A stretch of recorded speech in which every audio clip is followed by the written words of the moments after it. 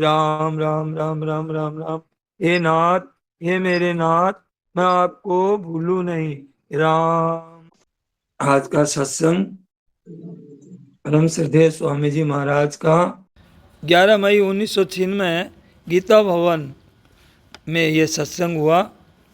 2 बार मैंने बात कही, ये बहुत ठीक है, ये बिल्कुल हमारे समझ में आई हुई है कि ये जो संसार हमें दिखता है ये सब ऐसा रहने वाला नहीं है। न तो हमारा ऐसा शरीर रहेगा, न हमारा ये परिवार ऐसा रहेगा, न हमारे ये ज़मीन जायदाद आदि ये संसार है ऐसा रहेगा। ये ऐसे रहने वाला नहीं है। मतलब पहले की स्थिति आज नहीं है। बचपन का शरीर था वो आज नहीं है, और आज वाला शरीर ऐसा नहीं रहेगा, अगाड़ी नहीं रहेगा। ये एकदम निश्चित बात है, पक्की बात है, एकदम सरल बात है, सीधी सीधी बात है, सबके समझ में आती है, सबके अनुभव में आती है। केवल इसके अनुभव का आदर करना है, केवल इसके अनुभव का आदर करना है कि ये संसार ऐसा रहेगा नहीं। इस अनुभव को महत्व देना है, इसको इसकी कीमत समझनी है, अपने बहुत हितकारी इसको समझना है। बहुत हितकारी बात है ये, बहुत लाभ वाली बात है, इतनी आवश्यक बात है कि ये ऐसा संसार ऐसा रहेगा नहीं। हमारे लिए खास बड़ी भारी लाभ की बात है क्या कि ये संसार अभी जो दिखता है ऐसा रहेगा नहीं। क्या कहाँ जा रहा है? प्रतिक्षण नष्ट हो रहा है, एक बह रहा है एकदम से। और बहुत दामी बात है ये, बहुत कीमती बात है, विशेष बात है ये हम लोग कह रहे हैं ना कि ये हम जी रहे हैं, हम जी रहे हैं, ये सच्ची बात नहीं है। ये जब से पेट में आए ना माँ के, तभी से मरना शुरू हो गए हम। और क्या है कि हरदम मौत की तरफ जा रहे हैं। कहाँ जा रहे हैं? मौत की तरफ जा रहे हैं, मौत के नज़दीक जा रहे हैं। जितनी हमारी उम्र आ गई ना, जितनी हमारे किसी के 20 आ गई, किसी की 30 वर्ष, किसी की 40 वर्ष, तो उतने तो हम मर गए। अब बाकी कितना है कुछ पता नहीं है, कल का पता नहीं है, कल कुछ हो जाए कुछ पता नहीं है, बाकी का पता नहीं है। परंतु ये बात हम सबको पता है कि हम मर गए, ये बात हम सबको पता है, पूरा पता है। जिस भाई बहन को जितनी अवस्था आ गई है, जितने वर्ष आ गए हैं, उतने वर्ष उसके जीवन में कम हो गए हैं कि नहीं हो गए हैं। कोई 100 वर्ष का होने वाला है, उसके 20 वर्ष आ गए तो अब 100 वर्ष नहीं रहे हैं उसके, उतना तो वह मर गया। और अगाड़ी मर ही रहा है निरंतर। तो ये संसार सबका सब मिट रहा है निरंतर। ये संसार देखो, ये संसार जिसको हम सच्चा समझ रहे हैं, जिसके लिए हम सुखी दुखी हो रहे हैं, ये संसार निरंतर मिट रहा है, ऐसा नहीं रहेगा। ये बात समझनी बहुत आवश्यक है। परमात्मा तत्व है वो टिक रहा है इसमें। हम नहीं मिट रहे हैं और परमात्मा नहीं मिट रहे हैं, हम टिक रहे हैं। ये मिट रहा है और वो टिक रहा है। वो परमात्मा तत्व है ज्यों का त्यों है, अनादिकाल से। ऐसे किसी ने सुना है क्या कि परमात्मा बूढ़े हो गए? और वो परमात्मा 2 होते हैं, परमात्मा एक ही परमात्मा है। वो संसार है। अब देखिए कि ये पशु हैं, पक्षी हैं, ये है जो हम लगा रहे हैं ना। कहते हैं कि पेड़ है, फिर पेड़ बन करके और फिर मिट्टी बन गया, तो वो कहते हैं मिट्टी है। फिर मिट्टी है, वो पेड़ बन गया, है तो वो ही रहा। तो परमात्मा तत्व है ज्यों का त्यों रहता है, सब में हरदम है। तो हमारे को क्या करना है? हमको है के साथ में प्रेम करना है जो है। और हम भी हैं, हम मरते नहीं हैं, शरीर मरता है, हम भी हैं, परमात्मा भी हैं। तो हम प्रेम करते हैं संसार शरीर के साथ में, धन के साथ में, जमीन के साथ में, मान सम्मान के साथ में। हमें प्रेम करना है परमात्मा के साथ में, क्योंकि वो मिटते नहीं है, हम भी मिटते नहीं है। इसलिए गीता जी का श्लोक है, दूसरे अध्याय का 16वां श्लोक, ना सतो विद्यते भावो ना भाव विद्यते सतः। आधा श्लोक में पूरा जादू भरा हुआ है, पूरे शास्त्र भरे हुए हैं, 16 अक्षर में पूरे शास्त्र भरे हैं कि ये संसार जो दिखता है इसकी कोई सत्ता नहीं है। कल कैसा आज कैसा, आज है जैसा कल नहीं, थोड़ी देर पहले जैसा है वैसा नहीं, ये तो बदलता है।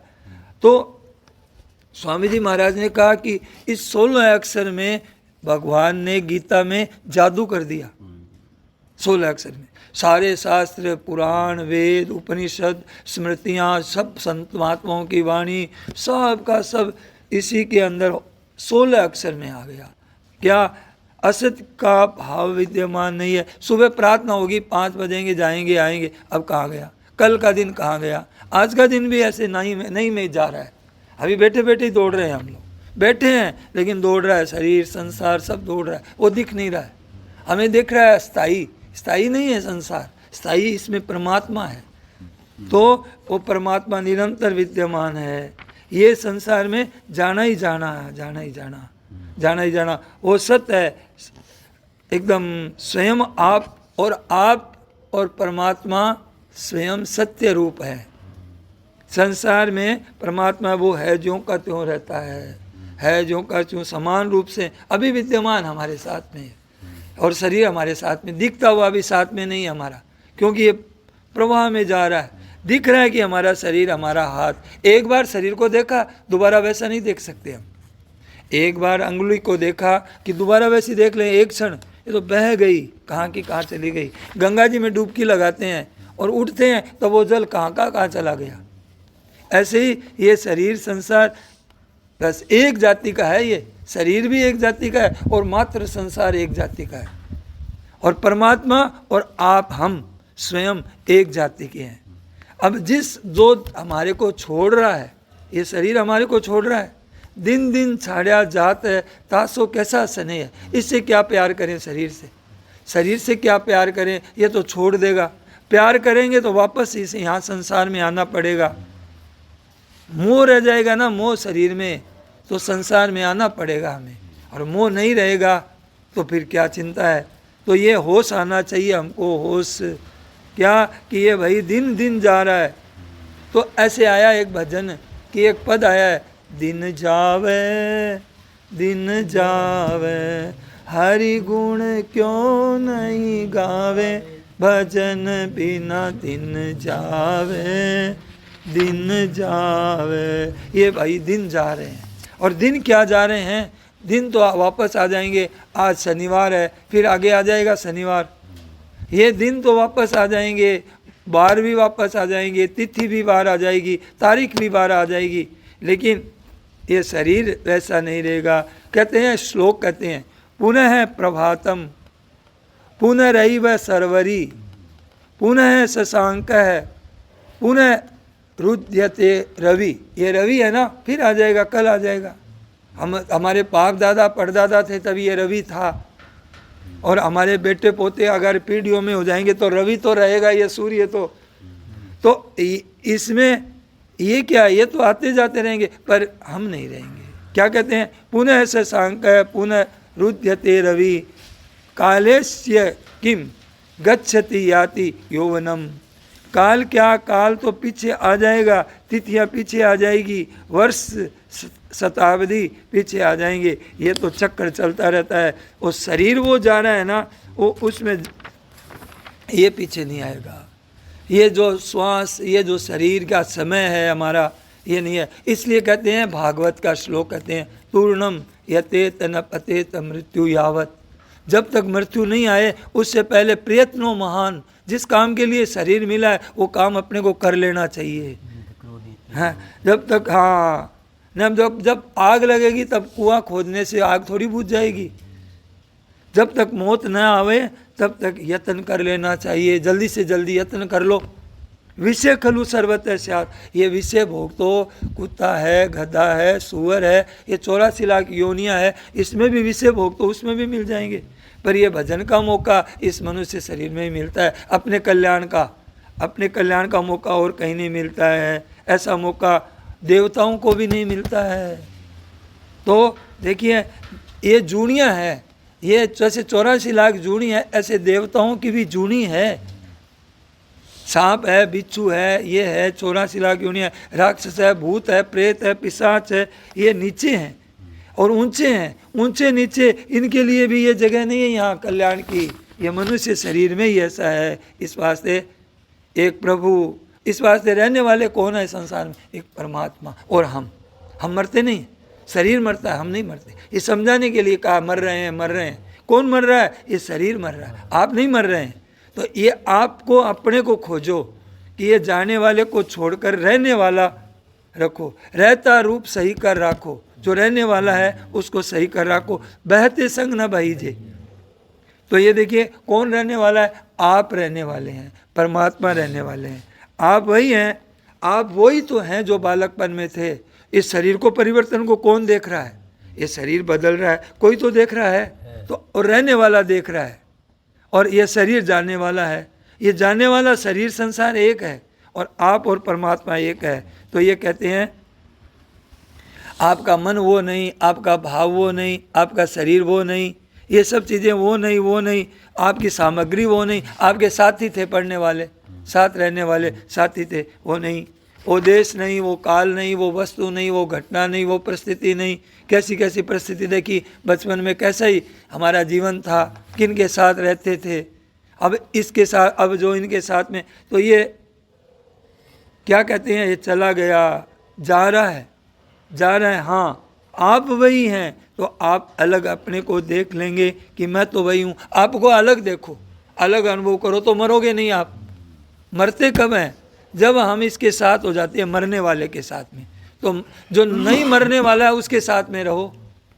अब ये तो इनके साथ में रहने से तो धोखा होगा, कभी बीमार होगा, कभी कुछ हो जाएगा, कभी कुछ हो जाएगा।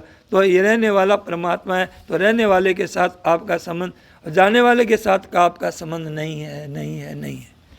तो बहुत ही दामी बात है, इतनी काम की बात है कि ये तो चला, तो ये जाएगा तो हमें दुख नहीं होगा। कोई बीमार हो जाएगा तो दुख नहीं होगा कि हम तो पहले ही जानते थे कि है ये ऐसा, ये ऐसा ही है, हम तो पहले ही जानते थे, इसमें कौन सी बात है। तो ये कह रहे हैं बड़ी सिद्धांत की बात है कि ये जा रहा है, इसमें क्या, इससे क्या स्नेह करें।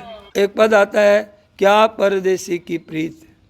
परदेसी आया है, अब आए हैं परदेसी आए, क्या परदेसी की प्रीत जावत बार न लागे। हम लोग जो आते हैं परदेसी आए कि भाई कोई मेहमान आया है, एक दिन के लिए आया है, 2 दिन के लिए आया है, तो उससे क्या प्रीत करें, उनकी सेवा कर दें, उनके बस आपको उनकी सेवा कर दें। तो क्या परदेसी की प्रीत जावत बार न लागे। परदेसी की प्रीत जाते ही देर नहीं लगेगी। ये शरीर है, सब के सब जा रहे हैं, पर मकान, ये सब मकान बह रहे, ये शरीर ये बह रहा है गीता भवन, जैसे गंगा जी बह रहे हैं ना, ये पेड़ भी बह रहा है, ये शरीर भी बह रहा है। वो बहता हुआ दिखता है, ये बहता हुआ नहीं दिखता है। ये डॉक्टर साहब है, ये जानते हैं इस बातों को। तो बड़ी तेजी से नष्ट हो रहा है संसार, भाव अभाव में जा रहा है, अभाव में जा रहा है, और भाव है। और देखिए उस परमात्मा का कभी अभाव नहीं होता कि आज से लाख करोड़ वर्ष पहले जो परमात्मा थे वही आज है, अरब खरब वर्ष पहले, अनंत सृष्टियाँ पहले वो परमात्मा वही आज है, उनमें परिवर्तन नहीं हुआ, और हमारे में भी परिवर्तन नहीं हुआ। हम भी नहीं मरे, वो भी नहीं मरे, हमें एक है, लेकिन हम उनको पहचाने नहीं। हम इस संसार के साथ में संबंध मानते हैं, इसके साथ में सुख लेते हैं, इसको अपना मानते हैं, तो हमें वो नहीं दिख रहा है होते हुए भी।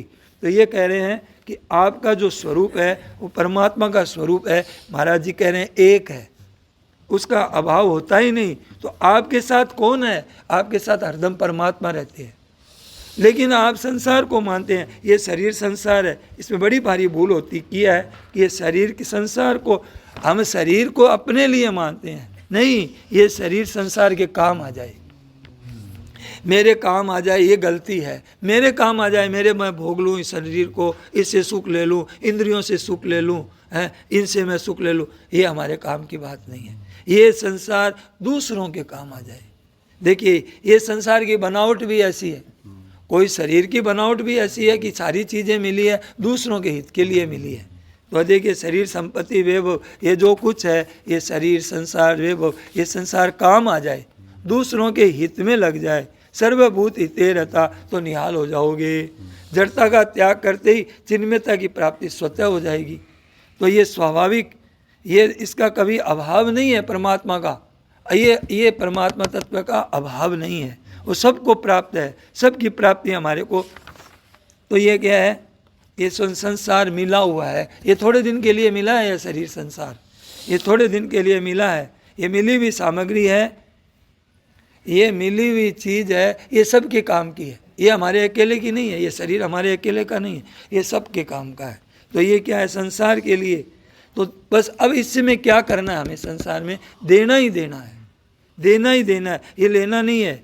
तो देने से क्या होता है, निहाल हो जाओगे। चाबी लगाते हैं ना, ताला के चाबी लगाते हैं तो यूँ करते हैं तो बंद हो जाता है, और यूँ करते हैं तो खुल जाता है।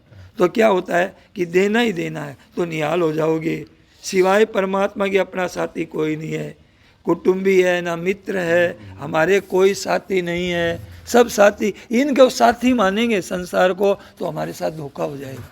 जिसको साथी मानना था उसको तो माना नहीं, और जो नहीं था हमारा उसको साथी माना, तो भूल भुलैया हो जाएगी, खत्म हो जाएगा मामला। तो ये देखो, ये सब जा रहा है, और कितने कैसे जा रहा है, बड़ी तेजी से जा रहा है, नाश की तरफ जा रहा है, अभाव की तरफ जा रहा है, सबका अभाव हो रहा है।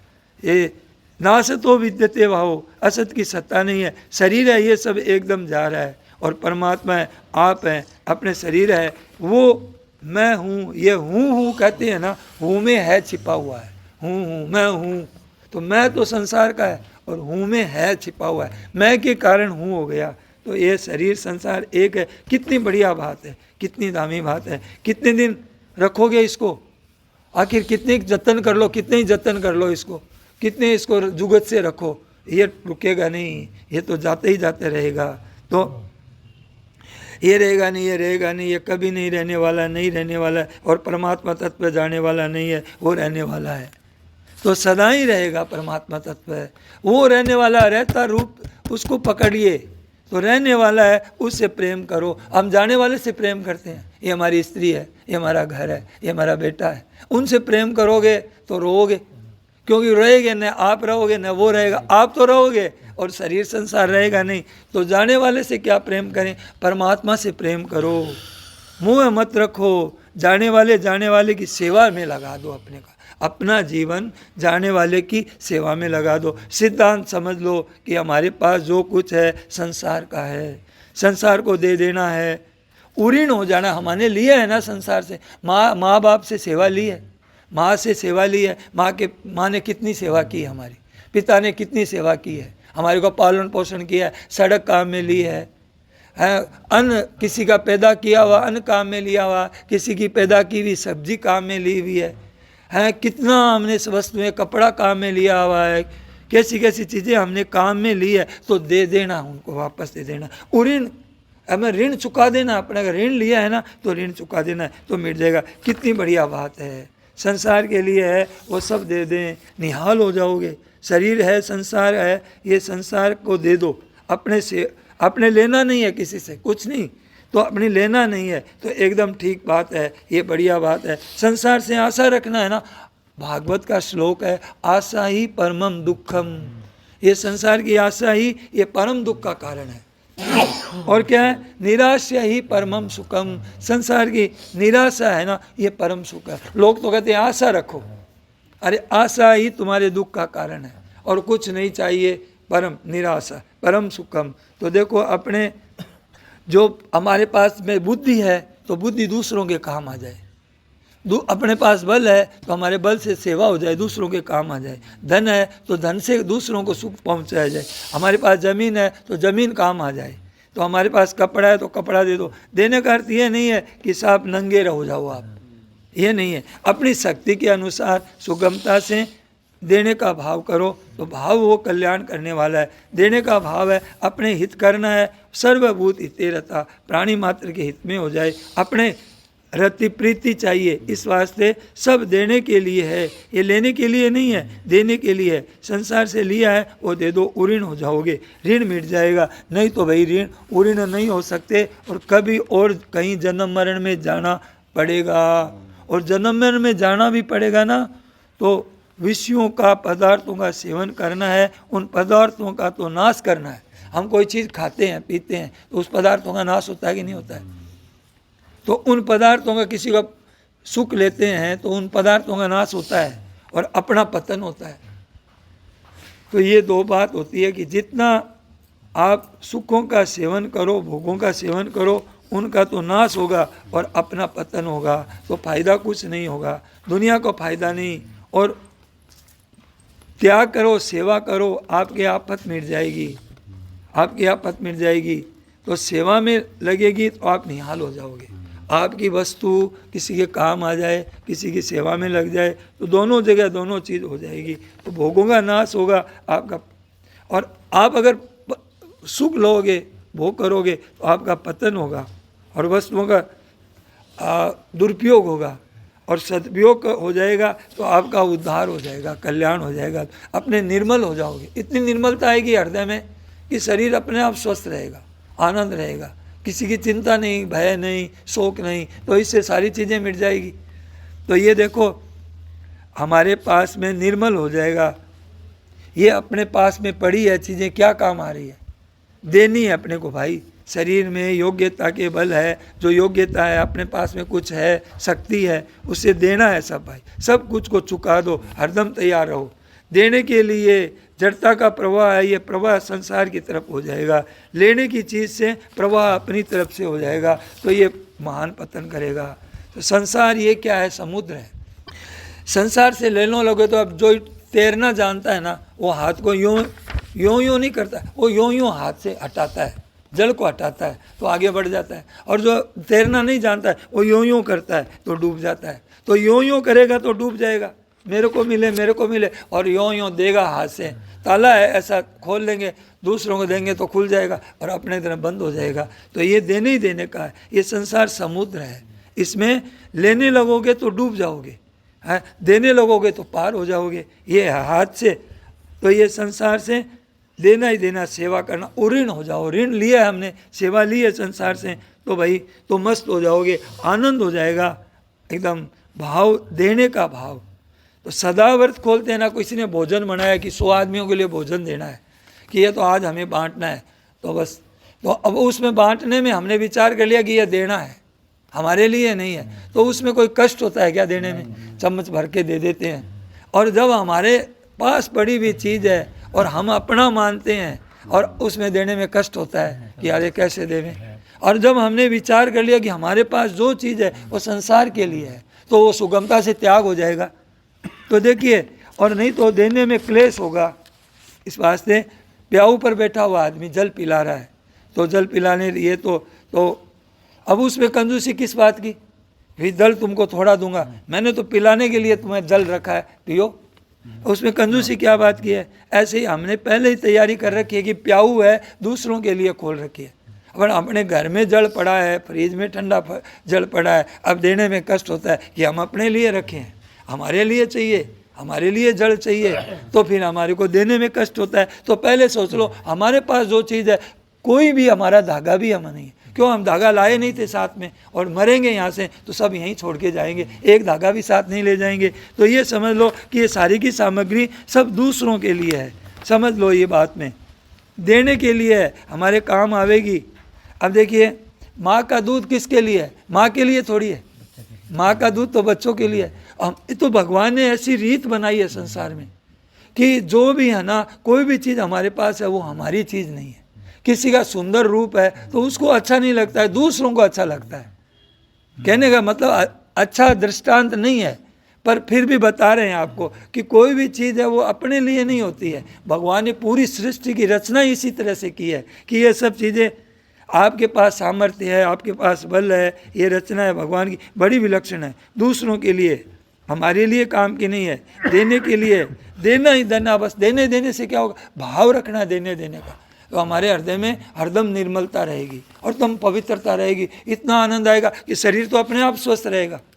देने ही देने का भाव है, कुछ लेने का भाव है नहीं तो निहाल हो जाओगे। नहीं तो भैया संसार में लोगे तो पतन हो जाएगा, पतन हो जाएगा। इस वास्ते आपका अब देने ही देने का भाव है तो आपका उद्धार हो जाएगा। केवल भाव बदल लो।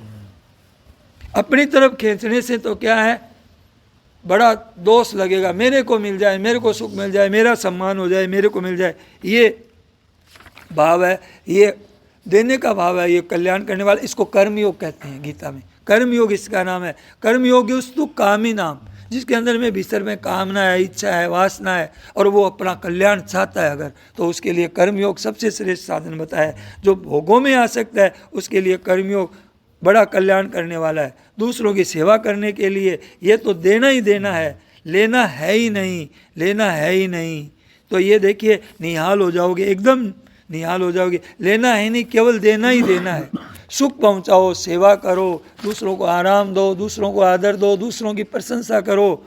मेरे द्वारा किसी का हित हो जाए, मेरे द्वारा किसी का उपकार हो जाए, किसी की सेवा बन जाए मेरे से, किसी की भी, तो किसी की भी आराम हो जाए, किसी का अगर हित हो जाए, किसी की प्रशंसा हो जाए, दूसरों को सुख हो जाए, दूसरों का हित हो जाए, तो क्या होता है? गीता में क्या लिखा है कि जो इसका भाव ऐसा रखता है, ते प्राप्नुवन्ति मामेव सर्वभूत हिते रता।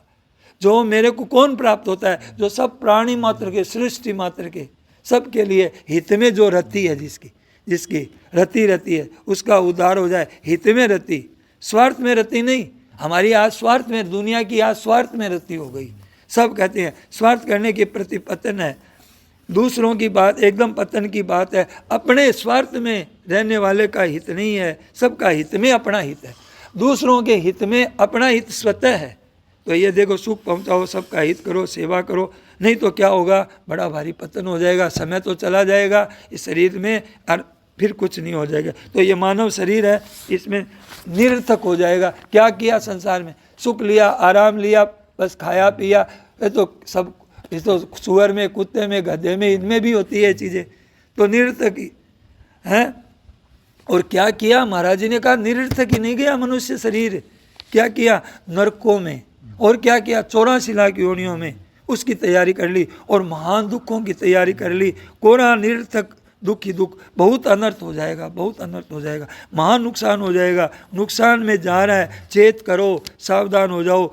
आप आज से ये विचार कर लिया कि अपने स्वार्थ की बात त्याग करके दूसरों का हित करेंगे, आज से पक्का विचार कर लो। परहित सरिस धर्म नहीं भाई, पर पीड़ा सम नहीं अधमाई। परहित बस जिनके मन माई, जिनके हृदय में दूसरों का हित बसता है ना, तिनका जग दुर्लभ कछु नाई। जिनके हृदय में दूसरों का हित बसता है, उसके लिए ब्लैंक चेक दे रहे हैं भगवान कि तुम जो चाहो ले लो।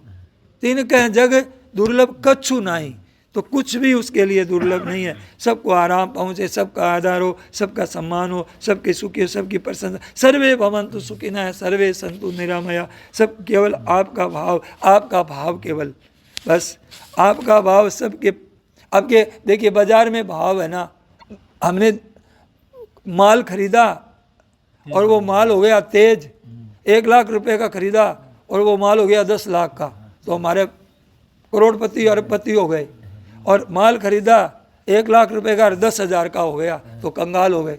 तो बाजार का भाव तो हमारे हाथ में नहीं है, पर ये अंदर का भाव हम सब के हाथ में है कि सबका हित हो, सबका कल्याण हो। तो ये नफा वस्तु में है नहीं, नफा भाव में होय।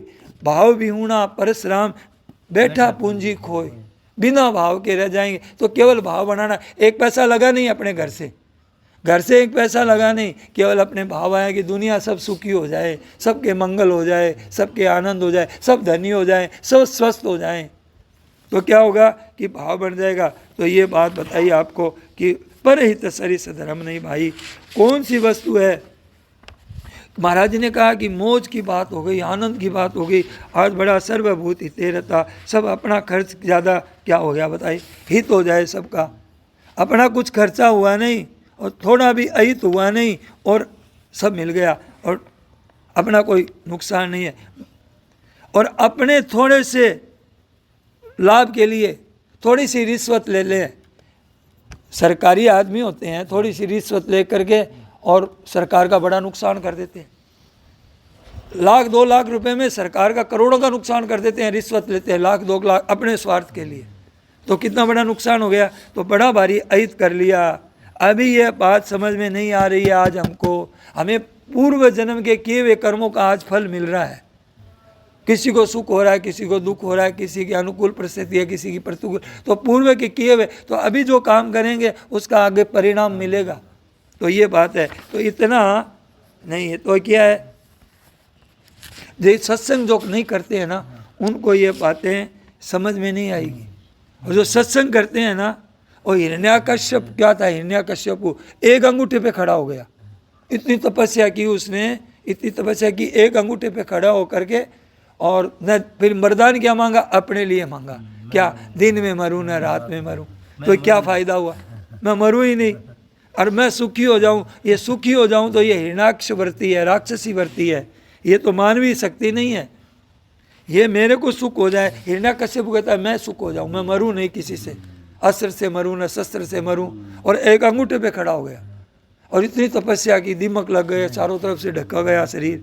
तो पेटू और चट्टू होता है ना, स्वार्थी, मेरे को मिल जाए, मैं ठीक हो जाऊं। मेरा घर में भी कोई ऐसा होता है ना, खाऊं खाऊं करता है ना, जो उसको कोई घर वाले पसंद नहीं करते, ये तो चट्टू पेटू है। जो सबको सुख पहुंचाता है, आराम पहुंचाता है, सेवा करता है, तो वो सबको अच्छा लगता है। तो देखिए आराम सबको हो, ये बस भाव बना लो। इसमें कौन सी कमी है? सामग्री आपकी कितनी है, सामर्थ्य आपकी कितनी है, ये नहीं देखते हैं भगवान। आप खूब करोड़ रुपए लगाओ और 1 रुपये लगाओ, उसकी कीमत नहीं है, कीमत आपके अंदर के भाव की है। पैसा एक भी खर्च नहीं करना है और भाव इतना बढ़िया बनाना है कि सब सुखी हो जाएं। तो कितनी समय है, देखिए इसकी कोई परवाह नहीं है। जितना आपके पास में है उतना ही, ज़्यादा लगाने से बहुत बड़ा हो जाएगा नहीं, जितना है। अब किसी के पास 1 लाख रुपए है तो वो अगर 20,000 रुपये खर्च करता है और किसी के 5 रुपये है, वो 1 रुपया खर्च कर दिया, बराबर है, लाभ दोनों को बराबर मिलेगा।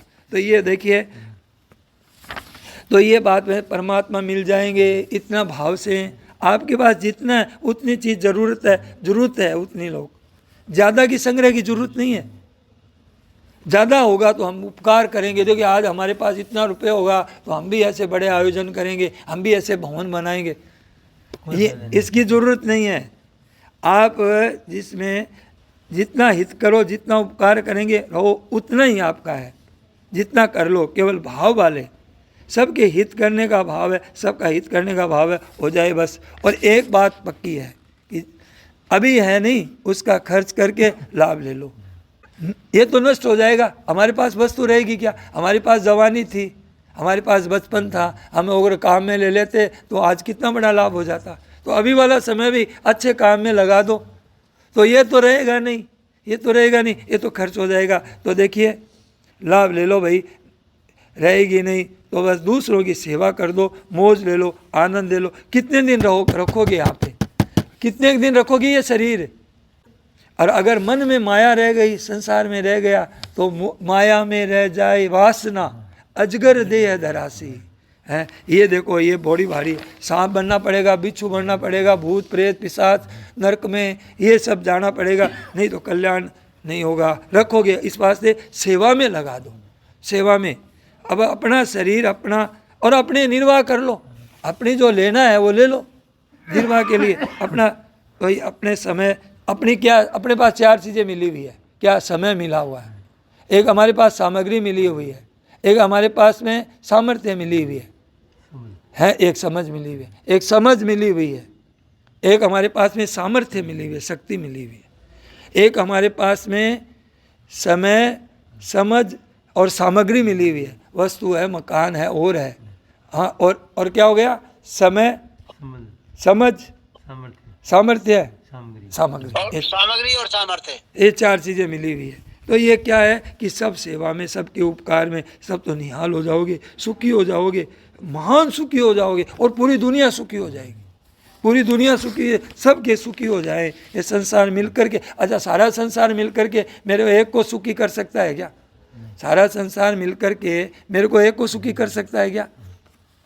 और एक आदमी सब संसार को सुखी कैसे कर सकेगा? तो कैसे कर सकेगा? कर सकेगा।